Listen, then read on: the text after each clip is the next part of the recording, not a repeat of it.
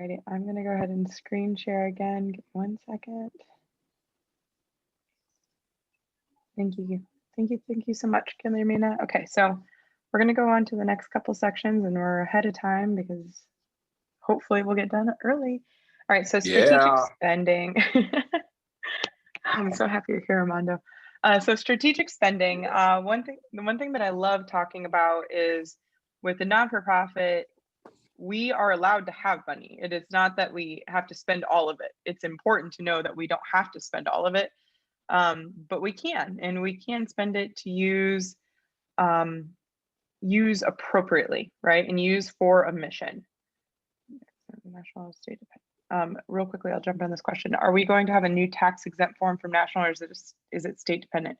So everyone should have already filled it out for this year, and then it's not state, it's only a federal submission. You don't have to file state. Does that help, Debbie? So only national. You don't have to, you only have to file federal. You don't have to file state. And we file on your behalf. So hopefully that's helpful. All right, so strategic spending. So decision making. Alrighty, so how do you make a decision to spend money? It's really based on board discussions, and we'll talk about a little bit about budgeting in a second here. But what the process should look like is bringing it forward and making decisions together. And when we talk about decisions, it should be, what is the mission? What is this going to do to move us as a chapter forward? Are we going to benefit from this spend? Okay. And so executive decision, so like we're out to a meeting and I'm going to make an executive decision that I'm buying the group coffee. Limit that. You really want to limit that. That should be pre-planned. That should be discussed before you go into any sort of meeting. Some of those things can get really get out of hand really quickly, and we need to be transparent with each other. So although there are times for executive decisions, at least 2 members of the executive team should be in that discussion. And again, this is for small things. Do not do this for very large things. Larger purchases need to go through the board. And I might even err on the side that all purchases should be going through the board. And if you get to a coffee shop and you had a meeting planned and it wasn't discussed, well, definitely discuss it next time, and don't be on the fly so much. Any large financial decision, like I said, should be board approved. And we'll talk about reporting that approval in a second.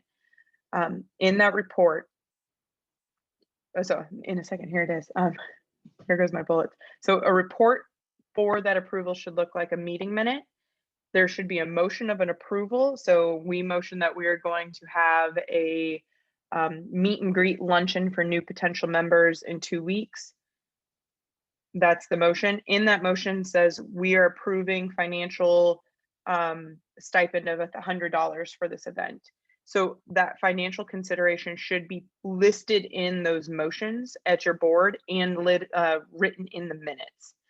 So that way there's clarity about what's been approved financially and what hasn't been, as well as any activities going on. And if there are no financial implications about something, you can absolutely list that as well. But it's good habit to put in there that any decision you make, a fiduciary consideration was included. Follow-up is also very important for reporting. So say you have the 2 weeks out and you had the event, the follow-up should be the next month's minute should say event was had, approval of 100, we spent 57.62, which was in budget, right? And so kind of listing how much was spent, and therefore you understand the outcome of that discussion and that transaction. That way it's very clear. And so if it came in and you spent $152, there is a negative of $52, right? So when you spend over budget, there's another issue that we have to address. Does that make sense for transparency? I'm going to take questions as we go for this. Alrighty, so for the next budget to spend or not to spend, I did see the recommendation for actually going through and creating a budget, and hopefully for next boot camp, we will be able to do that. But budgets are helpful tools. The budget process you create for the next year. So your budget is created for the next year. So in August or September, you should start really gathering your team and thinking about what are we anticipating spending next year. and it's modified and voted on in November typically, no later than December, because once you approve that budget, it should start on January 1. So it's a fiscal year, is typically best practices if your chapter has a different financial year. Most like schools and universities do a July to June 30 fiscal year. So everyone has different fiscal years, but for non-national, we do an annual, just a normal annual calendar. So for example, I'm going to be starting our national budget conversations in August and getting together that template. And in those templates, you have to have those targeted items, those big ticket items. So annual elements such as, do you have a gala? If you have a gala, you need to have all of those things considered in there.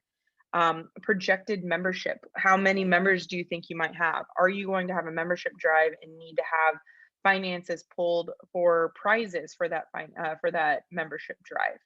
So all of those little elements that you can think of should try to go into your budget. Now, my biggest support for 501c3s and why I think we have a lot of flexibility is that innovation requires evaluation, but we should plan for any unexpected costs. So throughout the year, if we have an opportunity, for example, we were reached out to locally to come and do a booth at an art fair. Well, maybe the booth is free, but we want to have backpacks, or we want to do something like a A1C point of care check, and we have some fun. We need to have funds to get those supplies. Well, that's great. I think we need to be in the community. And could we have budgeted for that the year before? No, that's really hard, right? To know exactly what's coming up. So having some of this flexibility for different things like unexpected costs or opportunities for growth, you can put in your budget line item as well. And I think that should be spent. To spend or not to spend, well, to spend to support growth, not just fiscal growth, but growth of events, membership, promotions, leadership development and membership development also fits into this for spending. I think spending within reason is appropriate.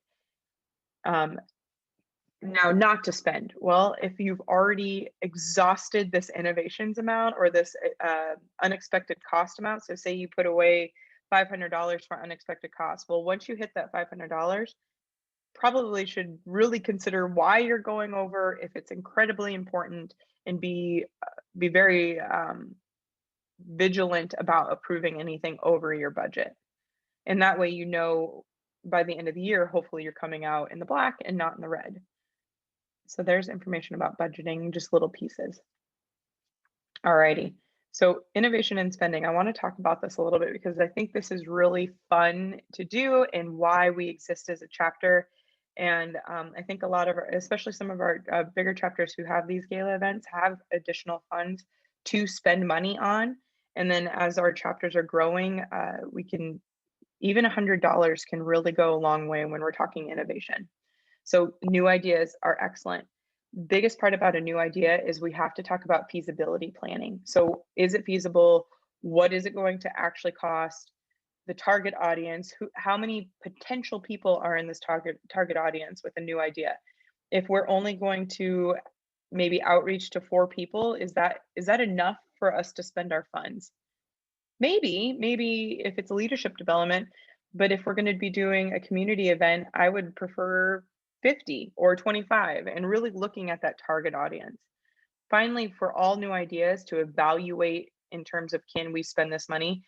Looking at those expected outcomes, both financial and non-financial. It is okay not to make money off the money you spend as a 501c3, but we should really think about, like, is it good for the mental health and like camaraderie of our organization and chapter? Having food at chapter meetings is a really good idea. Can you get a sponsorship for that instead of spending our chapter money? Great idea. But we need to talk about expected outcomes and if it supports what our mission is. So those are 3 elements that I always like to consider when bringing up a new idea. Is it feasible? Who are we impacting? And what are our expected outcomes? Spending fudge should be strategic and include elements. These are a couple of the elements that I always try to list as part of any spending habits that you have. Does it develop our leadership? What does a pipeline look like? Student support, huge and non. We are a heavy student oriented group. What can we do to support our students? Is it a scholarship? Is it book assistance? Is it mentoring? You know, what does it look like fiscally? Membership activities, how do we engage with each other? How do we support each other? Through this last year, it has been incredibly challenging. So what can we do as a chapter to give back to our own members? And then finally, a big piece is community engagement. That is essentially all of our mission is community engagement. So it's not just for support of our nurses, but also support for our community. So I always try to think that these four buckets should capture any spending costs that you should have. And when you're talking about it with each other, like any new ideas, but even within the budget, I like to categorize these elements. And if we're really heavy, like if you have spent a lot of money on student support and not so much in the community, it's a really good high level way to look at your chapter spending habits and saying, whoa, I spent this much money on this, but nothing over here. Maybe we need to balance that. And that's similar to like, if you ever have you ever gotten a credit card statement and it's like, you spent 70% of your stuff on groceries. And it's like, whoa, I spent a lot of money on groceries and only a little bit on gas. And then the next month, like my husband's done this, it's come back and it's like, you've spent 50% of your credit card money was on novelty items. And I'm like, whoa, we need to back up off of the novelty items. And what are you actually bringing to this household? So I want you to be kind of critical of where your spending is. Also, finally, try new things and do so with evaluation in mind. Speaking of evaluation, here we are. I'm biased because I think that this is incredibly important. If we don't have a way to evaluate what we're spending, you shouldn't be spending it. That is very biased of myself, and I know that it's sometimes very difficult to do, but if you can keep that in mindset, like what would Carly want me to do here? Try to keep this in mind. Why are we spending the money and is it effective? So each time we spend something, what is a way that we can measure success or targeted outcome? It's not always monetary, but it drives clear spending, such as a membership drive. If you look at your membership number and say you spent $150 on stethoscopes or $200 on stethoscopes for a membership drive, and you only gained 4 members and they weren't new, they were just renewals, did that membership drive really work? Did that $200 actually invest back into your chapter? And so those are kind of ways that you can consider, how am I spending money? So does that make sense? Is that clear as mud in terms of targeted spending with evaluation? So it should be an annual process. Budget should include these evaluations. And then I always like to include them in my minutes as a treasure report, saying like we just had the Cinco and Mile campaign. I will have a Cinco and Mile report in terms of we invested $800. We got an additional 5% of membership. This was a budget positive move, right? So I definitely recommend moving forward with this. If say Cinco and Mayo did not go well, we spent 800, and these are all arbitrary numbers. Cinco and Mayo, we spent $800. We only had renewals and only at 2%. And instead of the 5%, I recommend we adjust our strategy or do a risk analysis as to why this did not go as planned, and maybe consider changing up the methodology. Does that make sense for spending strategically? Questions there or thoughts?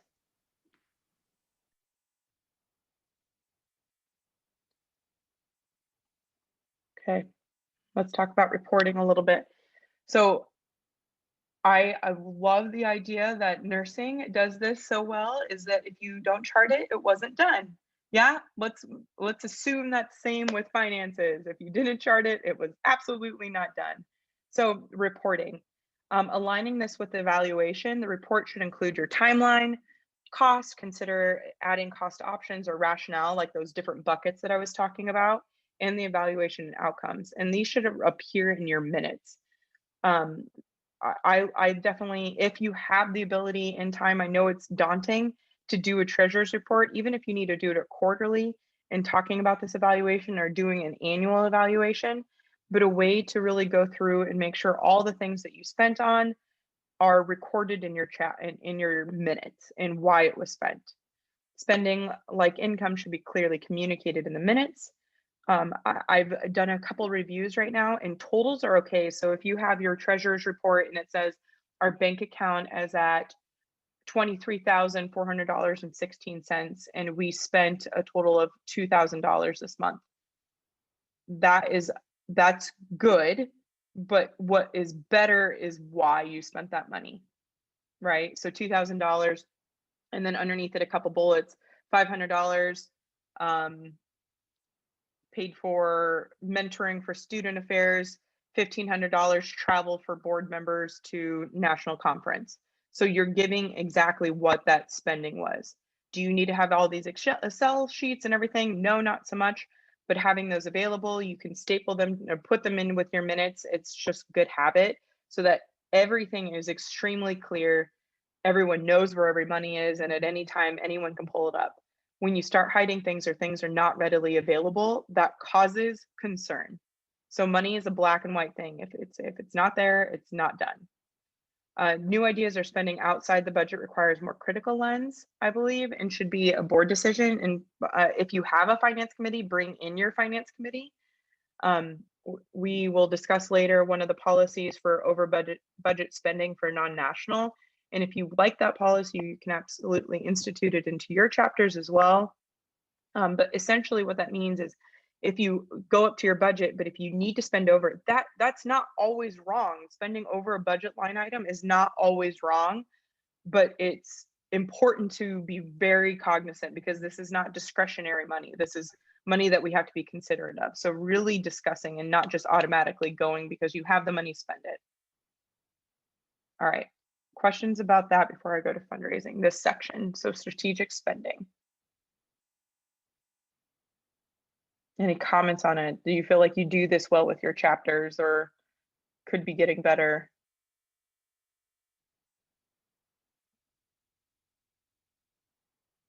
You guys are all blank staring at me here. All right. Do chapters share with their members about how much money they have spending? And yeah, absolutely. So it should be in the minutes and it should be reported to your members. Absolutely needs to be told to them. That's a transparency situation. So similar to non-national, every time at the national meeting, you will see a full Excel sheet on spending. And honestly, if you want to see it, I can send it to you anyway. But should not be secret with the board. And if you're concerned that your members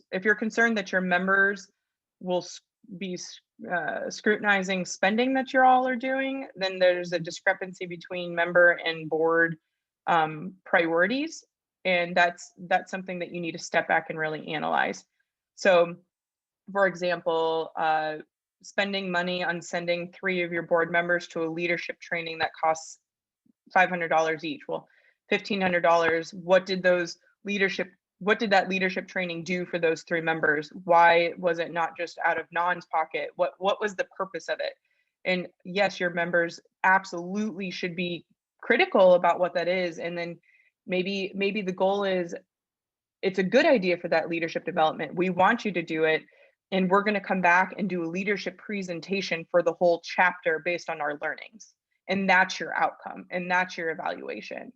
So it's just really critical to be transparent with the money, why it's spent, and that's where the evaluation piece that I so strongly feel needs to be done to help with that. Awesome. Yes, your chapter members should know, just like chapter members should know non-national numbers too. Other questions? Hey, Carly, can you hear me? Yeah. Hey, this is Veronica Cedillo from the Dallas chapter. I have a quick question related to reporting. So I was told at one point that we shouldn't report budget during a regular membership monthly meeting, because we often have visitors and guests that join our meetings. What are your thoughts on that? Yeah, so if you have visitors and guests during your meetings, there's actually time when you should be doing official business. And if you have official business, that's when you should be reporting it. And if there is no time during that monthly meeting for official business, then don't report it. And you can catch it back up in the next meeting, if that makes sense. So there should, like how I've done it, we'll have like a speaker come per se, like, and you meet from 7 to 8 p.m. on a Tuesday. Well, we ask the guests to come at 7 and leave by 7:45, and so that last 15 minutes is then business, and then we'll excuse the guests, if that makes sense. Yes, thank you for clarifying. Absolutely. You can also communicate this stuff via email as well. And I would say that for the members, you don't need to send them Excel stuff and anything, but a total and then what the money's being spent on or the money came in.